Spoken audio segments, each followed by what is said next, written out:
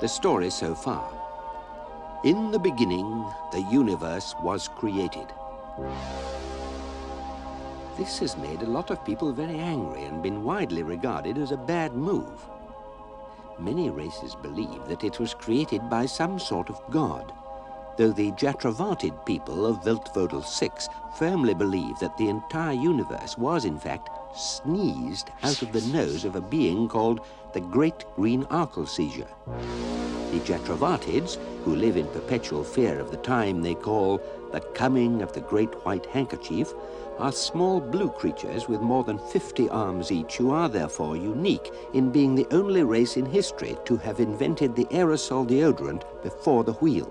However, the Great Green Arkelseizure theory was not widely accepted outside Viltvodel 6, and so one day a race of hyper-intelligent, pan-dimensional beings built themselves a gigantic supercomputer called Deep Thought to calculate once and for all the answer to the ultimate question of life, the universe, and everything. For 7.5 million years, Deep Thought computed and calculated and eventually announced that the answer was in fact 42. And so another even bigger computer had to be built to find out what the actual question was. And this computer, which was called the Earth, was so amazingly large that it was frequently mistaken for a planet, particularly by the strange ape-like beings who roamed its surface, totally unaware that they were simply part of a gigantic computer program. And this is very odd, because without that fairly simple and obvious piece of knowledge, nothing that ever happened on Earth could possibly have made the slightest bit of sense. However, at the critical moment of readout, the Earth was unexpectedly demolished to make way for a hyperspace bypass, and the only native Earth people to have survived the demolition are now being shot at behind a computer bank on the lost planet of Magrathea, along with their strange companions from Betelgeuse, who are currently singing an ancient Betelgeuse death anthem on the very sensible grounds that they are about to die. This is what the computer bank is about to do. And the time at which it is going to do it is 5 seconds from now.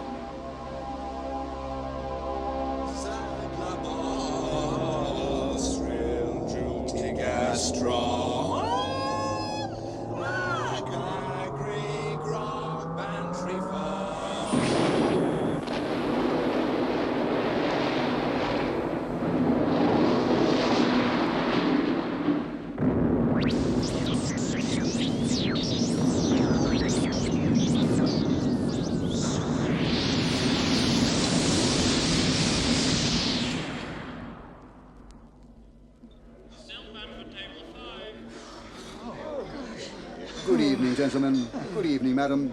Do you have a reservation? Reservation? Yes, sir.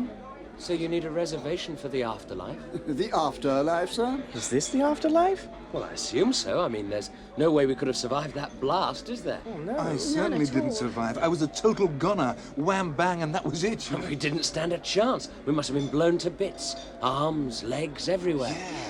I was dead too.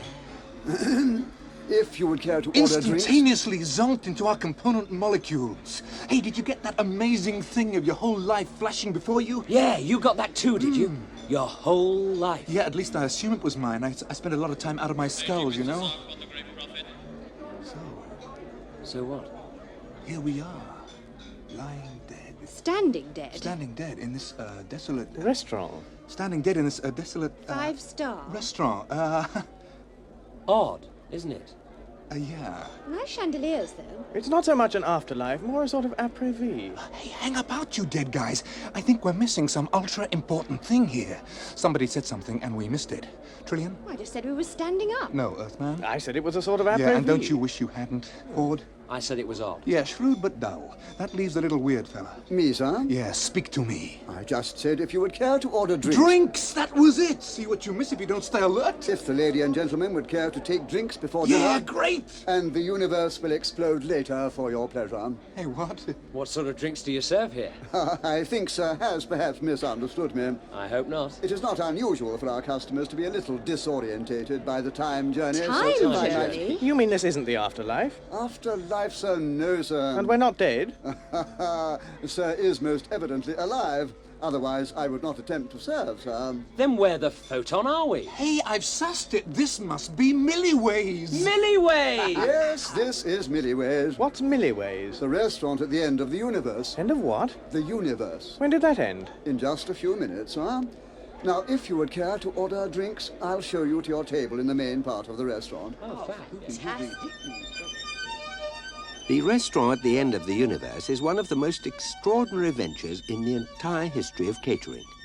A vast time bubble has been projected into the future to the precise moment of the end of the universe. This is, of course, impossible.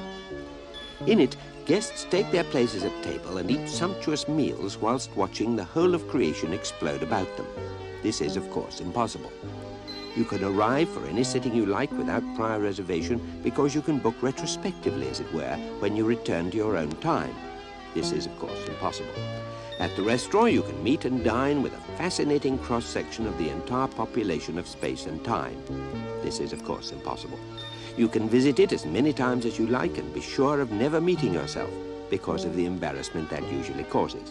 This is, of course, impossible. All you have to do is deposit 1 penny in a savings account in your own era, and when you arrive at the end of time, the operation of compound interest means that the fabulous cost of your meal has been paid for. This is, of course, impossible. Which is why the advertising executives of the star system of Bastablan came up with this slogan. If you've done 6 impossible things this morning, why not round it off with breakfast at Milliways, the restaurant at the end of the universe?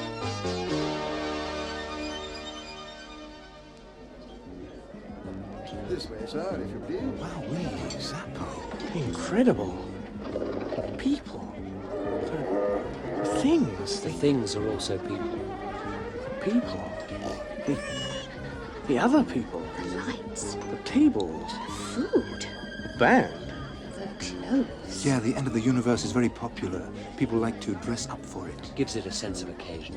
If you could follow me, sir. Hey, everybody's here, you know. Everybody who was anybody. Was? Like everything's been done, you know? Hi, guys. How did you do?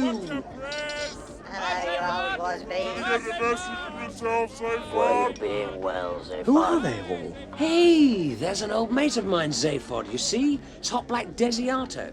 See, the big guy with the platinum suit Oh, on. yeah. Did he ever make it mega big? Wow. Bigger than the biggest thing ever. Other than me. Who is he?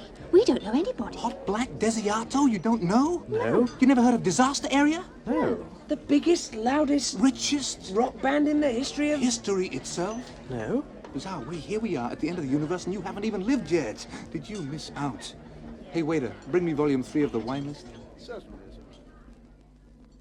Hey, Hot Black, how you doing? Great to see you, big boy. How's the noise? You're looking great. Really very, very fat and unwell. Amazing, yeah. Remember the old days? We used to hang out, right? The Bistro Illegal, remember? The Evil Drone Boozerama? Slim's Throat Emporium. Great days, yeah. And when we were hungry, we'd pose as public health inspectors and go around confiscating meals and drinks. Great. And you were up all night trying to write songs and we all hated them. And you said you didn't care. And we said we did because we hated them so much. Oh. And you said you didn't want to be a star because you despised the star system. And we said we didn't think you had the option. And what do now? You buy star systems. Here is a guy who buys star systems. Oh. What's that number you do? That really huge one. How does it go? Bwam, bwam. something. And in the stage act, it ends with this ship crashing right into the sun. And you actually do it. Ship, sun, boom, wonderful. I mean, forget lasers. You guys are into solar flares and real sunburn. Oh, and terrible songs. Hey, want a drink? Hot black? Kid, Yeah? go away. What? Beat it. And who are you? I'm the guy who's telling you to beat it before you get it beaten for you. Listen, Ugly, I am one of Hot Black's oldest mates, and I And don't think... I'm Mr. Desiato's bodyguard, and I am responsible for his body, and I'm not responsible for yours, so take it away before it gets damaged. Now, wait a minute. No minutes, no waiting. Mr. Desiato speaks to no one. Well, perhaps he can speak for himself. He speaks to no one. Why? What's the matter with him?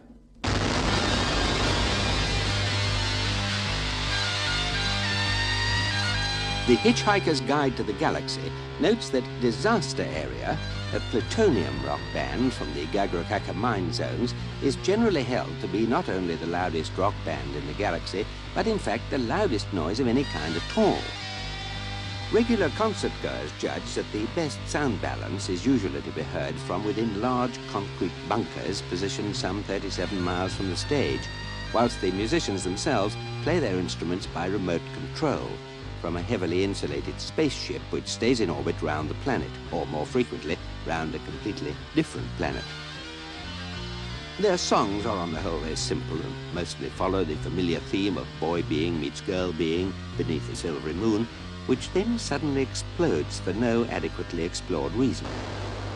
Many worlds have now banned their act altogether, sometimes for artistic reasons, but most commonly because the band's public address system contravenes many local strategic arms limitations treaties.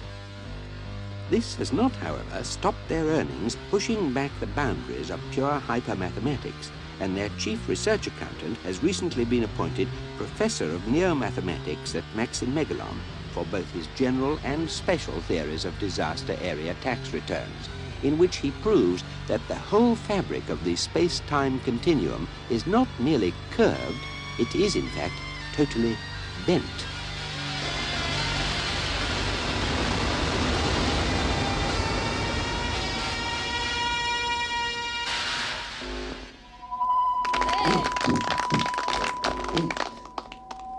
Ladies and gentlemen, the universe as we know it has now been in existence for over 170,000 billion years, and will be ending in a little over 10 minutes' time. So welcome one and all to Milliways, the restaurant at the end of the universe. I am your host for tonight, Max Portal-Clean, and I come to you straight from the other end of time, where I've been hosting a show at the Big Bang Burger Chef, where we had a very exciting evening, know what I mean, ladies and gentlemen, and I will be with you right through this tremendous historic occasion, the end of history itself. And now, let me introduce you to the band who are playing here for your pleasure tonight. Mr. Reg Nullify and his Cataclysmic Combo. Big hand, ladies and gentlemen, Reg and his Cataclysmic Combo. Your arms, your legs, your heads, your everything to me. I mean through all eternity. Your glistening scales of green, I don't know where they've been. You might have laid a tree, but I don't care. Oh, hi there, Ford. You talked to the big noise boy? Hot Black, yeah. I sort of spoke to him, yeah. What did he say? Not a lot. He's Yeah. he's spending a year dead for tax reasons. Oh, yeah. Neat. Boys, that's nice. So now, ladies and gentlemen, take your places at table. The candles are lit, the band is playing, as the force-shielded dome above us fades into transparency, revealing a dark and sullen sky hung heavy with the ancient light of livid swollen stars, I can see that we are in for a fabulous evening's apocalypse. I know you're going to enjoy this, folks. But look, Ford, surely if the universe is about to end here and now, don't we go with it? No, look, as soon as you come into this dive, I think you get held in this sort of amazing force-shielded temporal warp thing. Look, I'll show you. Now, imagine this napkin as the temporal universe, right? And this spoon as a transductional mode in the matter curve. That's the spoon I was eating with. All right, imagine this spoon is the transductional mode in the matter curve. No, better still, this fork. Hey, could you let go of my fork, please? Look, why don't we say this wine glass is the temporal universe? So if I... Okay, forget that. I mean, do you know how the universe began for a kick-off? Probably not. All right, imagine this. You get a large round bath made of ebony. Where from? Harrods was destroyed by the Vogons. No, it doesn't matter. So you keep saying? No, listen, just imagine you've got this ebony bath, okay, and it's conical. Conical? What kind of bath is likely to be conical? So what you do, you fill it with fine white sand, right? Fine white powder, anything. Why? And when it's full, you pull the plug out and it all just twirls down out of the plug hole. But the thing is, the clever bit is that you film it happening. You get a movie camera from somewhere and actually film it. But then you thread the film in the projector backwards. Backwards? Yeah, neat, you see. So what happens is you sit and watch it, and then everything appears to spiral upwards out of the plug hole and fill the bath. See? And that's how the universe began? No, but it's a marvellous way to relax. Funny man. Well, broke the ice, didn't it?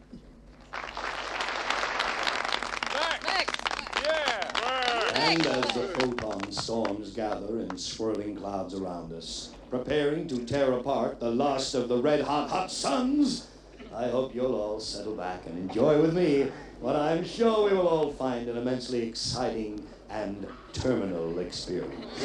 Believe me, ladies and gentlemen, there is nothing penultimate about this one. This, ladies and gentlemen, is the proverbial it.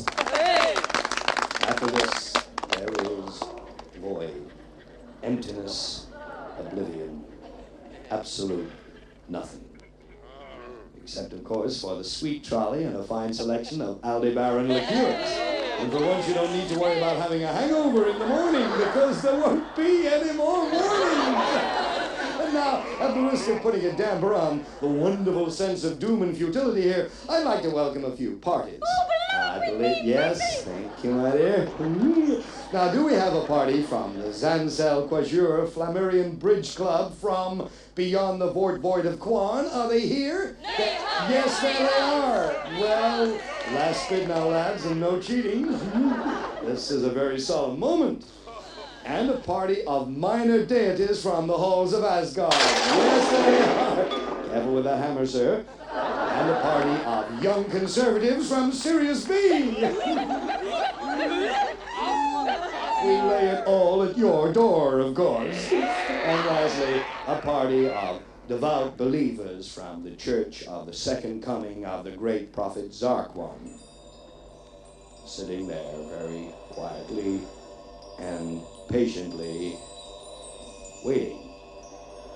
Well, fellas, let's hope he's hurrying, because he's only got 8 minutes left. But seriously, though, no offense, man. I know we shouldn't make fun of deeply held beliefs, so I think a big hand, please, for the great prophet Zarquan. For record, he's got to. It is marvelous, though, to see so many of you here tonight. Isn't it just, though? Because I know that many of you come time and time again, and I personally think this is really wonderful, to come and watch this final end of everything and then return home to your own eras and raise families, strive for new and better societies, fight terrible wars for what you believe to be right. It really gives one hope for the future of all life kind. Except, of course, that we know it hasn't got one. Excuse me, sir. Who, me? Mr. Zaphod Beeblebrox. Yeah. There is a phone call for you. Hey, what? Here? Hey, but who knows where I am? Zaphod, perhaps it's the Galactic Police caught up with us. Could they have traced us here? You mean they want to arrest me over the phone?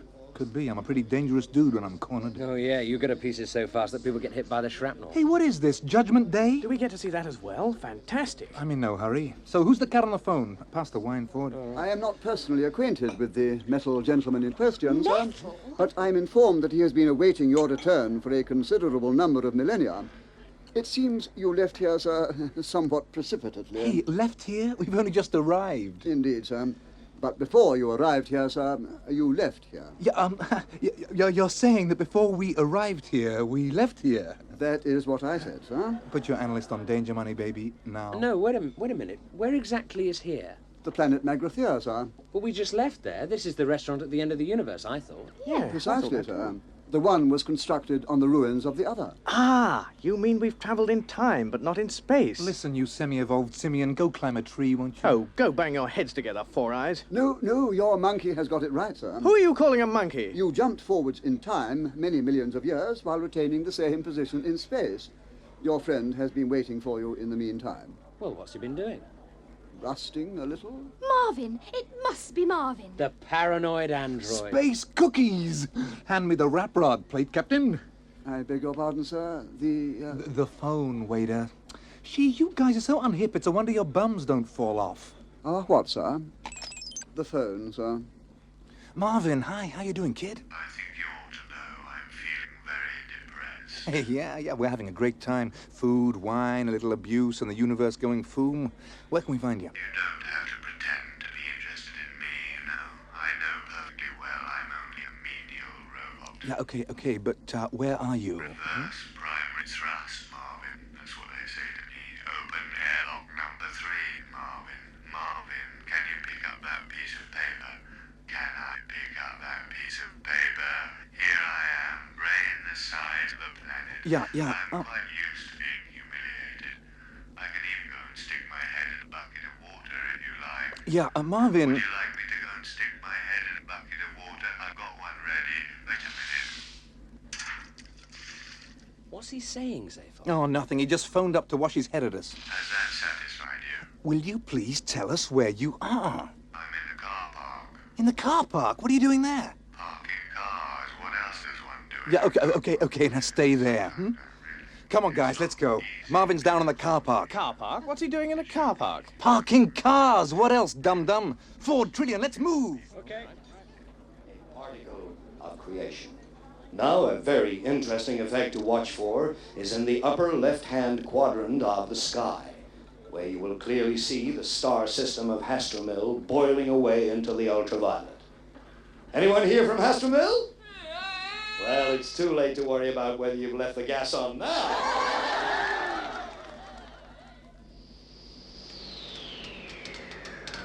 There he is! Marvin! Marvin! Hey, kid, are we pleased to see you? No, you're not. No one ever is. No, really, Marvin, we are. Quite. Yeah. Hanging around waiting for us all this time. The first 10 million years were the worst. And the second 10 million, they were the worst too. The third 10 million I didn't enjoy at all. After that, I went into a bit of a decline.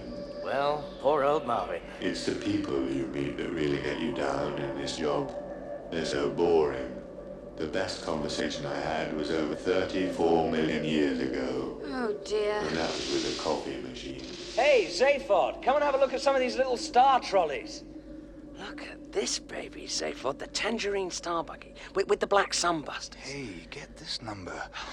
Multi-cluster quark drive and Perspial X running boards. This has got to be a Laszlo Lyrican custom job, yeah? Look, the infra-pink lizard emblem on the neutrino counter. Yeah, I was passed by one of these mothers once out near the Axel Nebula. I was going flat out, and this thing just strolled past me. Star drive hardly ticking over. Just incredible. Too much. Yeah, 10 seconds later, it smashed straight into the third moon of Jaglan Beta. Hey, right? Yeah, but a great-looking ship, though. Looks like a fish, moves like a fish, steers like a cow. No kidding. Wait a minute. That one there. Hey! Now that is really bad for the eyes. It's so black, you can hardly even make out its shape. Light just falls into it. And feel the surface. Yeah. Hey, you can't. See?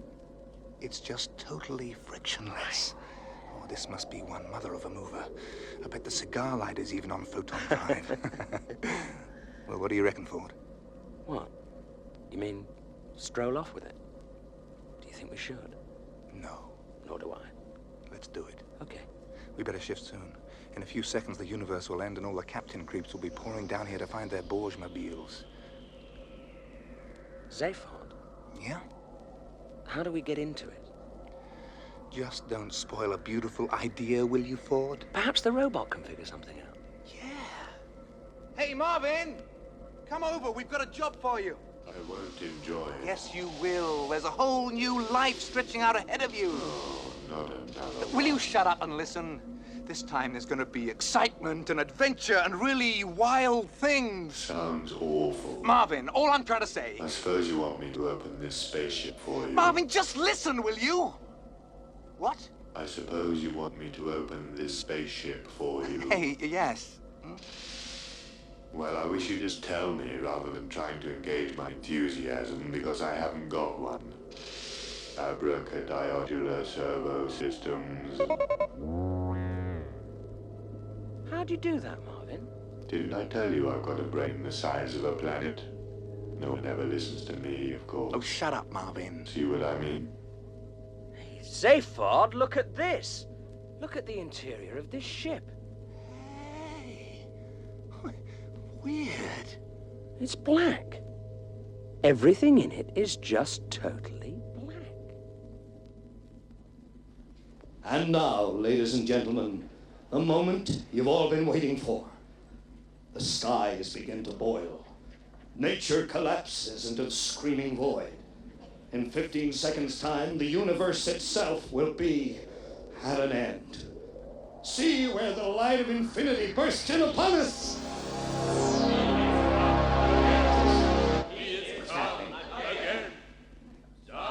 I don't believe it. A big hand, please, for the great prophet Zarquan. Hello, everybody. Sorry I'm a bit late. I've had a terrible time. All sorts of things cropping up at the last moment.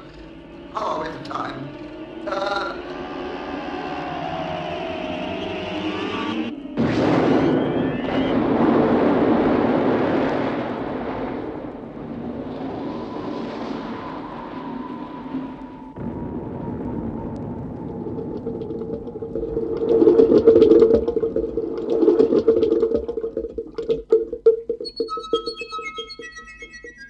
And so the universe ended.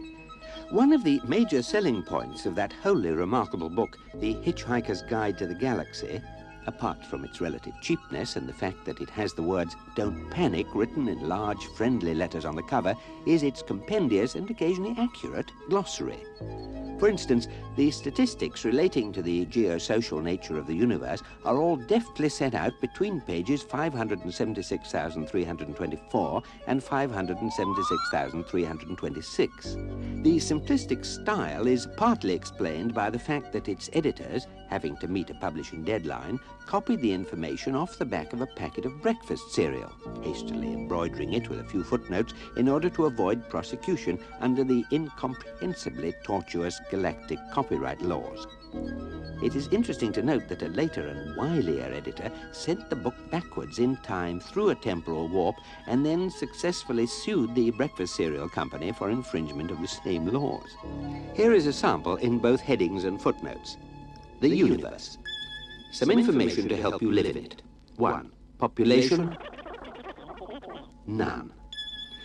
It is known that there are an infinite number of worlds, but that not every one is inhabited. Therefore, there must be a finite number of inhabited worlds.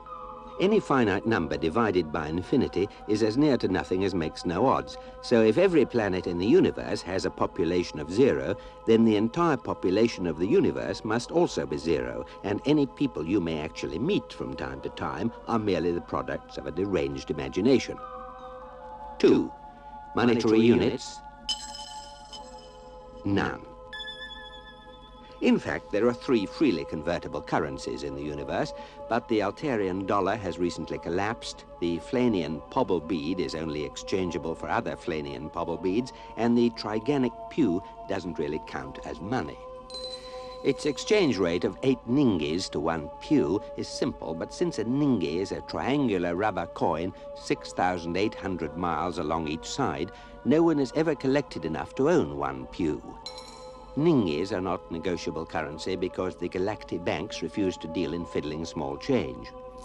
From this basic premise, it is very simple to prove that the galactic banks are also the products of a deranged imagination. 3. Sex. Noun. Well, actually, there is an awful lot of this, largely because of the total lack of money, trade, banks, or anything else that might keep all the non-existent people in the universe occupied. However, it is not worth embarking on a long discussion of it now, because it really is terribly complicated. For further information, see chapters 7, 9, 10, 11, 14, 16, 17, 19, 21 to 84 inclusive, and, in fact, most of the rest of this deeply invaluable book.